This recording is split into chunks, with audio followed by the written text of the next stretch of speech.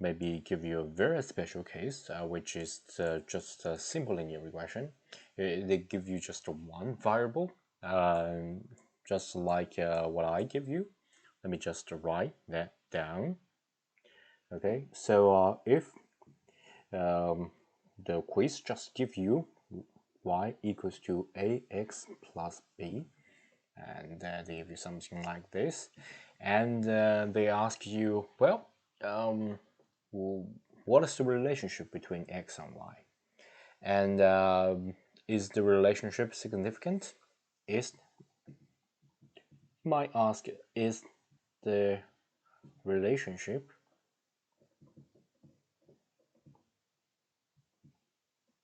significant?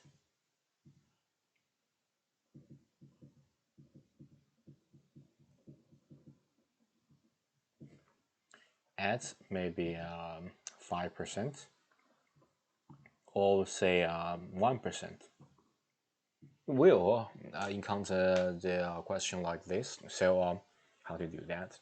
And there are two different scenarios. One is, of course, just a very simple linear regression, and of course you can also encounter multiple regression, which means y equals to a1 x1 plus the b1 x, maybe a2 x2. Let me just use the same a2 x2 plus plus a n x n plus b, maybe plus epsilon. Okay, you might get multiple regression, and still they ask you what's the relationship between the maybe x1 and y, or the x1 x2 all the way up to xn, the relation between all that variable to y. How to make the judgment call whether it's significant a certain level. Okay, so my suggestion for you is that if the quizzes have a p-value here, so if you do have a p-value, of course we are going to use the p-value, especially when we analyzing the simple linear regression, something like y equals to ax plus b.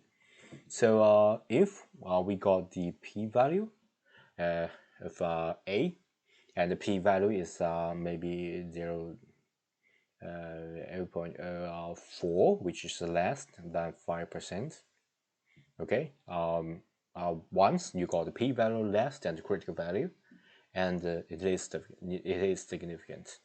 Okay, significant.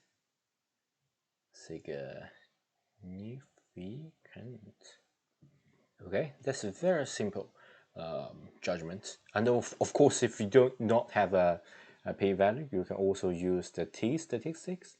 Okay, t-statistics is also a good way. You can, if it's simple linear regression, you can calculate the t-statistics of the slope coefficient. This is slope coefficient.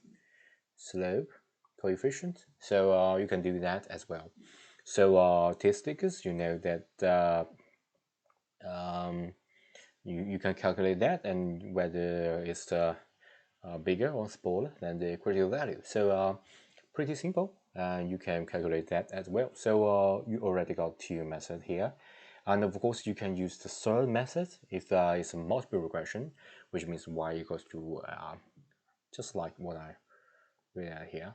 So if a multiple regression, and the first thing come to mind is, of course, you use different methods. It's called the f statistics, or calculate the f value to calculate the x1, x2 all the way to xn, whether all that's as the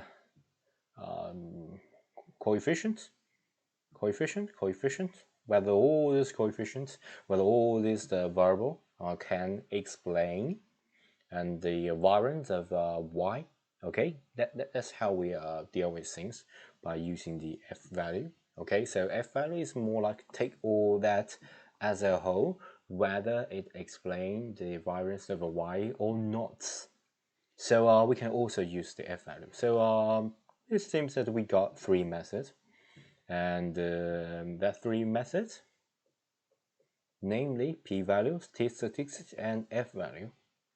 We can use three methods to make our judgment of whether it's significant at a certain level. So pretty simple, and remember the f-value is the one-tail test, and we find this, we check the table, we check the f-statistics table, we find the critical value, and we calculate f-value. If f-value is bigger than the critical value, that is the significant, okay?